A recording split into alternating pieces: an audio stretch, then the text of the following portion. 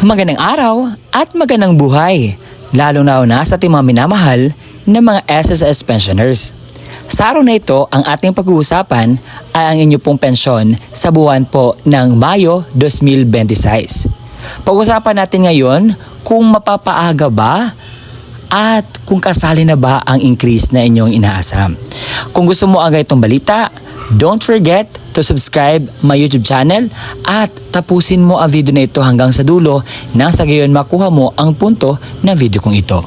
Ngayon po, pag-uusapan natin ang pension crediting po ito sa circular number 2020-024. Ito po ay para sa ating mga retirement, partial disability, total disability, and death or survivor pensioners. Ito po ay revised schedule sa inyo pong monthly pension kung kailan po mag-credit sa inyo pong mga ATM. So, may tinatawag po tayong date of contingency kung saan dito po malaman natin kung anong batch po tayo, first batch ba or second batch. Kung ang date of contingency mo ay belong sa first to 15th day of the month, so makukuha nyo po ang inyo pong pension sa unang araw ng buwan. Take note of that. Kapag ang date of contingency mo naman ay nasa 16 to last day of the month, so ang inyo pong pension ay makukuha sa ikalabing-anim ng buwan or 16th day of the month. Pero meron nakalagay na take note sa ibaba. If the credit date falls on a Saturday, Sunday, or holiday, the pension shall be credited on the last working day before the Saturday, Sunday, or holiday. So, ito po, pinapahiwatig na kapag ang pension date or example, ang pension date natin is 1 at saka 16, kung yan po ay napunta sa holiday, Sunday, or Saturday, hindi po yan siya makikredit. Kung hindi, maa-advance po yan na maihulog sa inyo pong mga ATM card. Heto po ang kalendaryo ng Mayo 2026. Sa napag-usapan natin kaina na ang pension crediting schedule ng batch 1 na may date of contingency na 1st to 15th day of the month is sa unang araw ng buwan. Pero ang May 1, it's a Labor Day, it's holiday. So, ang inyo pong pensyon ay maa-atras po na maibigay or mapaaga pong maibigay sa last working days ng araw. So, check natin ang kalendaryo ng April. Ang last working days ng April ay sa April 30, 2026. At dito po ninyo i-expect na maibigay po ang inyo pong pensyon sa SSS. Pero take note, sa first batch lamang po ito. Ngayon po, pag-usapan naman natin ang second batch na may date of contingency na 16 to 31st of the month. Ang May 16, 2026 ay natapat po siya sa Sabado. So, ibig pong sabihin, ang inyo pong pensyon ay maibigay ng advance at maibigay po ito sa May 15, 2026. Sasagutin natin itong katanungan, bakit delay ang crediting ng pensyon? May mga bangko po na minsan ang kanilang crediting schedule ay medyo delay. So nakadepende po yan sa bangko. May mga bangko naman na early sila mag-credit po ng inyong pension. So nakadepende po yan. Ang sagot po niyan is nakadepende po ang crediting na gagawin po ng bangko sa inyo pong pension. May dapat gawin ang pensioners sa end of the month para po mapatuloy po ang inyo pong pensyon na hindi po siya maaputol o matanggal po sa inyo. Heto po ang dapat nyo gawin, pakinggan.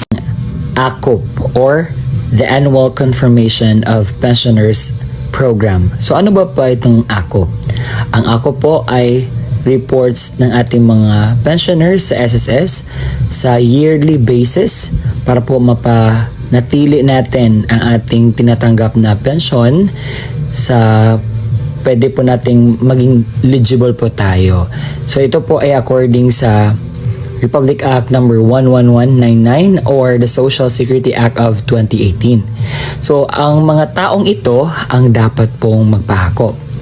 A. Mga retirement pensioners residing in the Philippines na may edad 80 years old and above. So nagsisimula po ito noong March 2024. Pangalawa, yung mga retirement pensioners na nag-reside na sa abroad. Pangatlo, total disability pensioners. Pang-apat, death or survivor pensioners. And panghuli, dependent children under guardianship. Take note, ang retirement pensioners na residing in the Philippines na 8 years old and above may required the ACO program under the certain circumstances na determined upon the notification of SSS. Kahit hindi ka 8 years old and above, as long as may notification si SSS sa'yo na kinakailangan mong magpa-ACOP, is kinakailangan po natin niyang gagawin. Paano po ba ang pensyonado sa SSS mag-comply sa ACOP? Marami pong paraan kung paano po mag-apply sa ACOP. But, una sa lahat, kinakailangan po mag-download ng ACOP form sa appropriate sa inyo pong case. So, ang ACOP form po ay mada-download lamang po yan sa online. At may QR po sa SSS page dahil nag-upload sila every month na may announcement sila na kinakailangan po magpa-ACOP. So una, ang annual confirmation of pensioners for retirement or permanent disability pensioners. Annual confirmation of pensioners for surviving legal spouse pensioner. Annual confirmation of pensioners for representative payee of dependent minor incapacitated child. Please take note na mag-refer po tayo sa Circular 2023-013 dated 21 December 2023 for the revised guidelines on the ACOP program. So ang tanong, ano po ba ang mangyayari kung hindi nyo ito nagawa? So meron po talagang consequences na mangyayari. Kapag hindi po ninyo nagawa ang ACOP sa tamang schedule, ay magresulta po ito sa pagkasuspinde ng inyo pong tinatanggap na pensyon galing sa SSS. It will be automatically suspended 1 month after the month of the birth of the pensioners or the deceased member. Automatic cancellation sa pensioners after 2 years po sa suspende ng kanyang pagpa-ACOP. Kinakailangan po talagang magpa-ACOP dahil ang purpose po ng ACOP is inaalam ko ang SSS pensioners is still alive or still eligible to get a pension galing po sa SSS. Dahil naibalita po noong nakaraang Disyembre na marami pong mga patay na mga SSS pensioners na nakatanggap pa rin ng pensyon. Kaya naman, ina-update po ang data ng SSS at kinakailangan po nating magpa-ACOP. Yun lamang po mga qualified na magpa-ACOP, okay? Yung mga ninonotify ni SSS at yung mga 8 years old and above. Kung ang pensioner ay nasuspindi na ang kanyang pensyon, paano nga ba po ba dapat gawin para po maibalik ang kanyang pensyon? So, ang dapat pong gawin para maibalik po ang inyong pensyon is kinakailangan po mag-comply. Resumption of pension shall be within 2 months kapag makomply mo na ang inyong pong pensyon.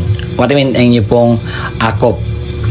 Kinakailangan ang recalled pension. Yung mga hindi mo natanggap na pension ay kinakailangan po yung maibigay kapag tapos ka na pong mag-comply lahat para sa inyong pong ACOP.